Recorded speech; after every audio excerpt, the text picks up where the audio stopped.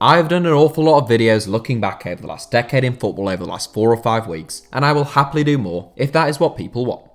One of the most requested videos over the festive period and going into the new year though, has been for me to try and predict what I think a 2020's team of the decade might look like. Obviously I recently shared my 2010's team of the decade on New Year's Day, and there are probably only 2 players you could have hung your hat on making that 11 had you tried to predict it in January 2010. I'm not even sure there are that many you can be sure of as we head into this current decade, but this is just one of those videos that's a bit of fun, and I must admit it was quite interesting to put together. Clearly, any player over the age of 30 is incredibly unlikely to make this 11, with the possible slight exception of a goalkeeper, given that they are unlikely to see out the entire decade, and especially unlikely to do so at the highest level. So this is a question of weighing up the talent, attitude, age and longevity of mostly fairly young footballers and trying to predict who will go on to have the best careers in each position. Here is my attempt at predicting what the 2020's team of the decade will look like. Goalkeeper, Jan Oblak. There are a few very good young goalkeepers such as Gianluigi Donnarumma and Alban Lafont playing regular top-flight football right now, but since goalkeepers tend to play well into their 30s, I don't actually need to look to players that young between the sticks. I think Marc-Andre ter Stegen is the best goalkeeper in the world right now, and along with the likes of Alisson and Ederson, he could be in with a real shout aged 27, but Atletico Madrid shotstopper Jan Oblak is even younger. The Slovenian goalkeeper doesn't seem that young, having been outstanding for Atletico Madrid since joining the club in 2014, but he's still only 26. An incredibly well-rounded and consistent number 1, Oblak should still be playing at the highest level at 36, and he's my prediction as the best goalkeeper of the 2020s. Right back, Trent Alexander-Arnold. It was a horrible decision at right back, where England alone have 4 or 5 outstanding young footballers. Ultimately, I think it's a choice between Trent Alexander-Arnold and Joshua Kimmich, and it's not an easy one.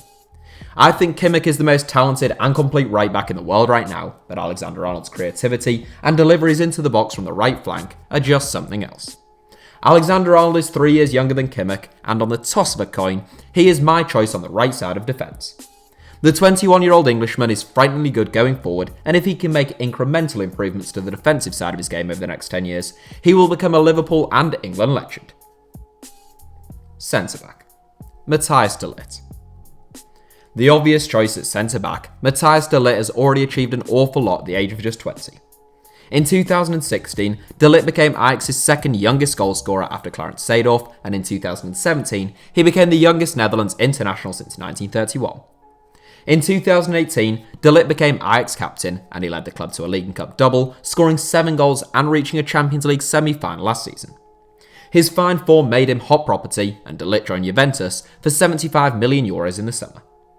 The young Dutchman apparently sought out a move to Turin because he considered Juve to be the Harvard of defenders, and if he can absorb knowledge like a sponge from Giorgio Chiellini and Leonardo Bonucci, he has all the tools to become the best centre-back of the 2020s. Centre-back, Niklas Süle. Not quite as young but just as accomplished, the rise of Niklas Süle has gone relatively under the radar in comparison to someone like Matthijs de Ligt. Born in Frankfurt, Süle made his name with Hoffenheim, where he made 116 appearances in 5 and a bit years before joining Bayern Munich.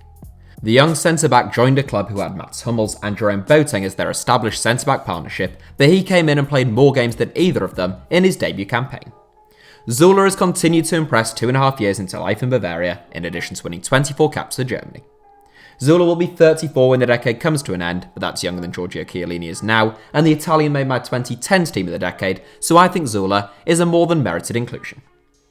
Left back, Kieran Tierney. Given that Dani Alves made my team of the 2010s, a decade which ended with the Brazilian aged 36, you could make arguments for Andy Robertson and even David Alaba in this 11, who will be aged 35 and 37 respectively going into 2030. Ultimately though, that is a bit of a rarity, and I've looked to someone who should play their peak years in the upcoming decade instead. Former Celtic star Kieran Tierney made 170 appearances north of the border before signing for Arsenal, but he's still only 22. He's had a nightmarish start to life in North London in terms of injuries, but I think he's too talented and too determined not to come back stronger. There are a number of variables of course, but going into 2020, he's the man I'm going with as the best left back of the next 10 years. Holding midfield, Rodri. Typically in football, you will see gifted attacking midfielders break through at a younger age than more deep-lying midfielders, with those deeper roles typically requiring more experience and footballing intelligence, and with mistakes that deep on the pitch proving to be more costly than further forward. Contrary to that theory, however, some of the best young midfielders in the world right now are holding players, and that is reflected in his select. The first of our two midfield sitters is Spanish international Rodri, who joined Manchester City in the summer for €70 million shortly after turning 23. Tactically and technically excellent, Rodri suits Pep Guardiola's style down to the ground, and the longer he plays under his compatriot, the better it will be for his development, you would have to think. Rodri will end the decade aged 33, and barring any serious injury problems, he should be set for a magnificent decade in the game. Holding midfield, Frenkie de Jong. We have already seen his former Ajax teammate Matthijs de Ligt at centre-back, but now it's time for Frenkie de Jong to get in on the act in the middle of the park. A tremendous footballer in the Ajax total football mould, de Jong is like poetry in motion out on the pitch. He can play anywhere from centre-back to attacking midfield, he's hard-working, fantastic on the ball, and creative in the pass. Following 89 appearances for Ajax, showing form which saw him make the 2019 FIFA Pro World 11, de Jong joined Barcelona for €75 million in the summer. The Camp Nou is the perfect fit for the gifted 22-year-old, and he should be set for an outstanding decade in Catalonia. Central midfield, Arta. Completing our midfield three, and the most advanced of our three midfield players, despite rarely being the most advanced player himself, is Brazilian international Arta. Capable of playing in either a holding or attacking midfield role, but probably best suited to somewhere in between the two as a deep-lying playmaker, Arta is a supremely intelligent young footballer. Signed by Barcelona in 2018, following just a year and a half of first-team football at Grêmio, Arta has already won 20 caps for Brazil. An excellent passer of the ball and a brilliant reader of the game, he made 44 appearances in his debut campaign at the Camp Nou, and he should form an outstanding midfield partnership with Frenkie de Jong long-term. Arta will be 32 when the decade comes to an end, and at this moment in time, there are a few players I'd put ahead of him in his age bracket. Right wing, Kylian Mbappe. I said in the introduction that in January 2010, there were only two players that I think I could have said with any confidence would almost certainly be nailed on 2010's Team of the Decade inclusions, referring obviously to Lionel Messi and Cristiano Ronaldo. As we kick off the 2020s, I'd suggest there is only one, and that man is Kylian Mbappe. Barring a freak injury or him developing some kind of drug addiction, I find it difficult to see Kylian Mbappe failing to go on and have a tremendous decade within the sport.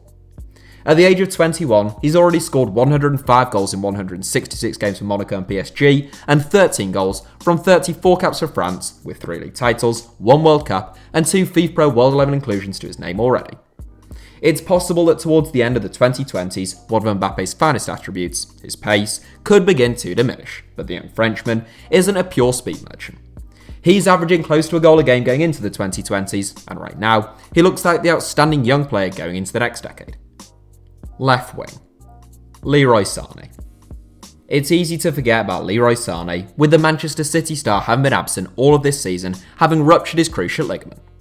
He's scheduled to return to first team duty in February 2020, but his future at the Etihad continues to be speculated upon.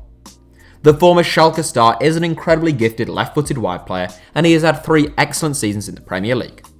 Sané won the PFA Young Player of the Year award in 2018, following Man City's record-breaking title-winning campaign, and many people were shocked to see Joachim Löw omit him from Germany's squad for the World Cup in Russia.